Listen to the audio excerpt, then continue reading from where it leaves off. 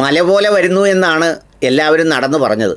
എന്നാൽ എലി പോലെ പോലും വന്നില്ല എന്നതാണ് സത്യം. വേണമെങ്കിൽ എ പോലെ വന്നു, അല്ലെങ്കിൽ ലീ പോലെ വന്നു എന്ന് വേണമെങ്കിൽ പറയാം. സംഗതി എയിംസ് വരും, അതിവേഗ ട്രെയിൻ വരും, പിന്നെ വേറെന്തോ ബൃഹത്തായ പദ്ധതി വരും. ഇനി ബ്ലൂ പ്രിൻ്റ് ഒന്നുമില്ല, ബഡ്ജറ്റിലായിരിക്കും അത് മുഴുവൻ കാണുക എന്നൊക്കെയാണ് എല്ലാവരും പറഞ്ഞതെങ്കിലും ആകപ്പാട് നമുക്ക് മിച്ചം നമുക്ക് പറ്റിയതാണ്. കരയാമോടാ കരയാമേ എന്ന് പറയത്തില്ലേ നമ്മളേതോ ഒരു കോമഡിക്കകത്ത്, കരയാമോടാ കരയാമേ എന്ന് പണ്ട് അധ്യാപകനെ ഇരട്ടപ്പേര് വിളിക്കുന്നതുമായി ബന്ധപ്പെട്ട് കലാഭവൻ മിമിക്രി അവതരിപ്പിച്ചതുപോലെ ആയിപ്പോയി. കരയാമേ പോലും കിട്ടിയില്ല. ആകെ കിട്ടിയത് കടലാമ പ്രജനന വിപണന പിന്നെ ശോധന പ്രചരണ ടൂറിസം വികസന പദ്ധതിയാണ് ഒന്ന്. പിന്നെ നമുക്ക് കിട്ടിയതോ രണ്ടാമത്തത് ഇടനാഴിയാണ്. അത് കുറച്ച് കരിമണൽ നമ്മുടെ കേരള തീരത്തും ഈ ചില സംസ്ഥാനങ്ങളുടെ തീരത്തും ഉണ്ട്. അതെങ്ങനെയെങ്കിലും ഒന്ന് വെടിപ്പാക്കി സൂപ്പാക്കി റെഡിയാക്കണമെന്ന് എന്നേ മുതൽ ആഗ്രഹിക്കുകയാണ്. അതിനൊരുപാട് നിയമനിർമ്മാണങ്ങൾ കേന്ദ്രം നടത്തുന്നു, സ്വകാര്യ ഏജൻസികളെ കൊണ്ടുവരുന്നു, ബിഡ് ചെയ്യുന്നെന്ന് പറയുന്ന ഒരു പ്രക്രിയ കൊണ്ടുവരുന്നു. കടൽ മണൽ ഖനനം എന്ന പേരിൽ ഈ തീരത്ത് തൊടാതെ കുറച്ച് അകലെ നിന്ന് മണ്ണ് ഖനനം ചെയ്തുകൊണ്ട് പോകാനായിട്ട് അദാനി കമ്പനിക്കുമൊക്കെ ടെൻഡർ കൊടുക്കുന്നതിനെക്കുറിച്ച് ആലോചിക്കുന്നു. അങ്ങനെ ഒരുപാട് ആഗ്രഹങ്ങളുടെ ഒരു ചെറിയ ഇടനാഴിയാണ് അവിടെ ആകെ തുറന്നിട്ടിരിക്കുന്നത്. പിന്നെ ആകെ നമുക്കുള്ളത് അതിവേഗ റെയിൽ വരുന്നു എന്ന് പ്രഖ്യാപിച്ച ശ്രീധരമ്മാവനും ഉണ്ട്. ഇതാണ് കേരളത്തിലെ ബഡ്ജറ്റിൽ നമുക്ക് കിട്ടിയത്. സത്യം പറഞ്ഞാൽ രാഷ്ട്രീയമായി ഇതിനെ പറഞ്ഞാൽ എന്താണെന്നറിയോ അതിൻ്റെ മീനിങ്?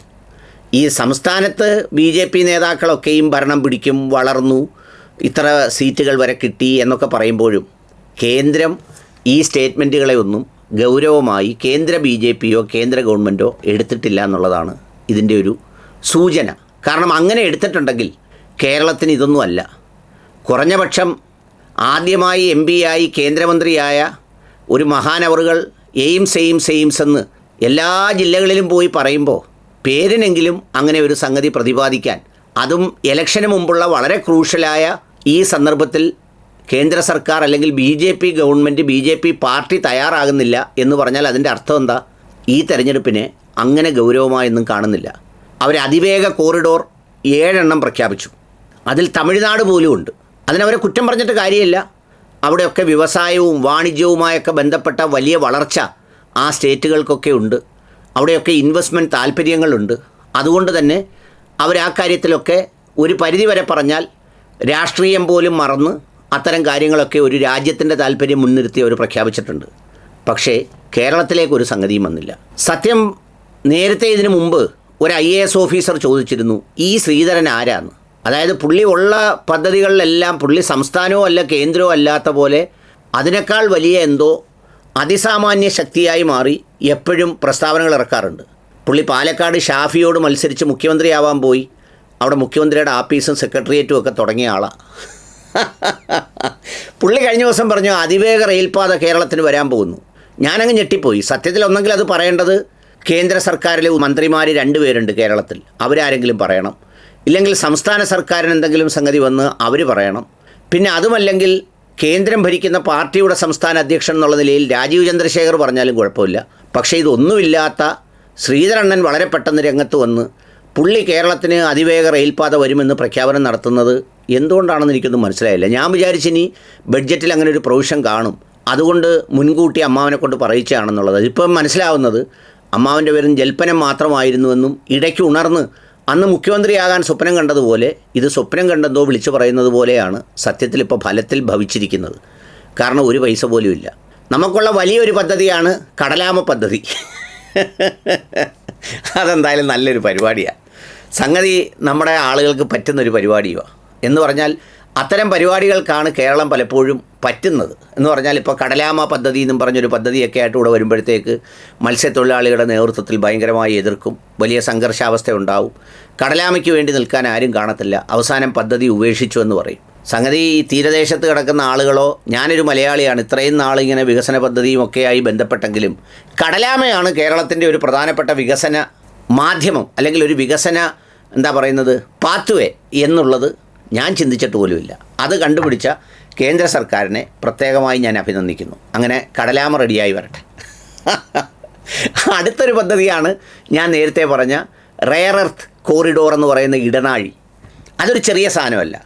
അതിൻ്റെ ഒരു താല്പര്യം എന്തെന്നറിയോ? നമ്മുടെ ഈ പറയുന്ന കടൽ തീരത്തും കടൽ മേഖലയിലുമൊക്കെയായി ധാരാളം റെയർ എർത്ത് ഉണ്ട്. അതായത് ഇൽമനൈറ്റ്, റൂട്ടൈൽ, സിർക്കോൺ, പിന്നെ മോണോസൈറ്റ് എന്നൊക്കെ പറയുന്ന അപൂർവമായ ധാതുസമ്പത്ത് ധാരാളമായുണ്ട്. ഈ അപൂർവമായ ധാതുസമ്പത്തൊക്കെ തന്ത്രപരമായ സ്ട്രാറ്റജിക്കൽ മിനറൽസ് എന്ന് പറഞ്ഞിട്ട് പഴയ കേന്ദ്ര സർക്കാർ, അതായത് മൻമോഹൻ സിംഗ് സർക്കാർ അതിനെ ലിസ്റ്റ് ചെയ്ത് ഇത് സർക്കാർ മേഖലയിൽ മാത്രമേ എടുക്കാവൂ എന്ന് പറയുന്ന ഒരു സംഗതിയൊക്കെ ഉണ്ടാക്കിയിരുന്നു. എനിക്ക് ഓർമ്മയുണ്ട്, അതുമായിട്ട് ബന്ധപ്പെട്ട ചില ഡിസ്കഷൻസിനൊക്കെ ഞാനും ഔദ്യോഗികമായി പോയിരുന്നു. സ്ട്രാറ്റജിക് മിനറൽസായിട്ട് തീരുമാനിച്ചു. ആ സ്ട്രാറ്റജിക് മിനറൽസിനെ പ്രോസസ്സ് ചെയ്യുന്നതിനൊക്കെ ഒരു ഗൈഡ് ലൈനൊക്കെ ഉണ്ടായിരുന്നു അന്ന്.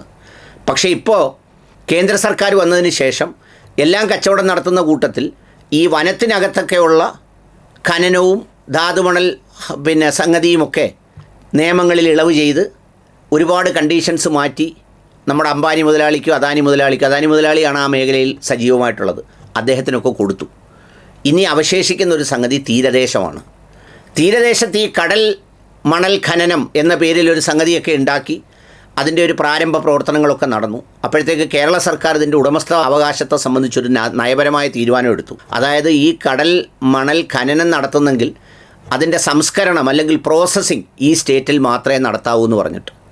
അപ്പം നിങ്ങൾ ചോദിക്കും, അങ്ങനെ ആർക്കെങ്കിലും ഒന്ന് വാരിക്കൊണ്ട് പോകാമെന്ന്. കടലിലൊക്കെ എന്താ നടക്കുന്നതെന്ന് ആർക്കറിയാം?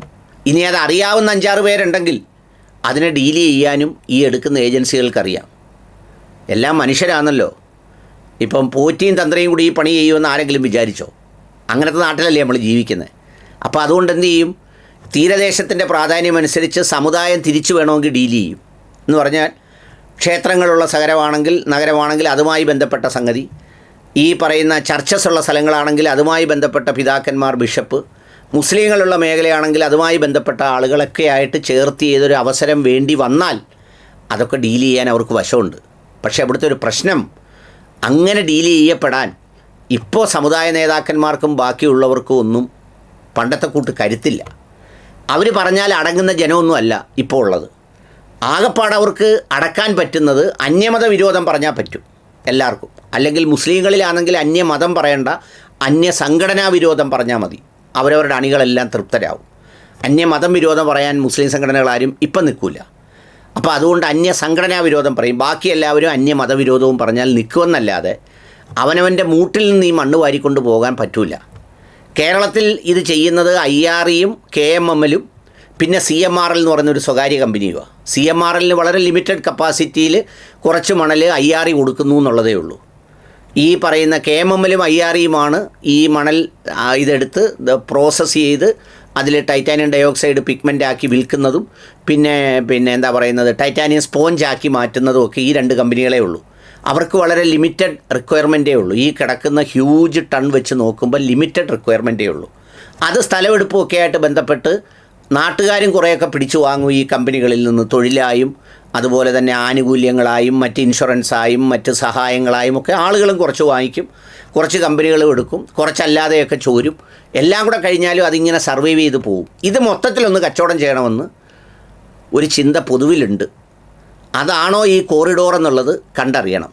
അപ്പോൾ ചുരുക്കി പറഞ്ഞാൽ പ്രത്യേകിച്ച് യാതൊരു കാര്യവുമില്ലാത്ത ഒരു സംഗതിയാണ് കടന്നുപോയത്. ഇനി കാര്യം ഉണ്ടായിട്ടും വലിയ കാര്യമൊന്നുമില്ല. ഇവിടെ എല്ലാം വിവാദ വ്യവസായങ്ങളായതുകൊണ്ട് എന്ത് വന്നാലും ഒരു 2 വർഷം കൊണ്ട് തീരേണ്ടത് ഒരു 10 വർഷം അടിച്ചിങ്ങനെ കിടക്കുമെന്നേ ഉള്ളൂ. അപ്പോൾ ചുരുക്കത്തിൽ കടലാമയും കിട്ടി, ശ്രീധരമ്മാവനെയും കിട്ടി, പിന്നെ നമുക്കൊരു ഇടനാഴിയും കിട്ടി, സേവാനാഴി കിട്ടിയില്ല.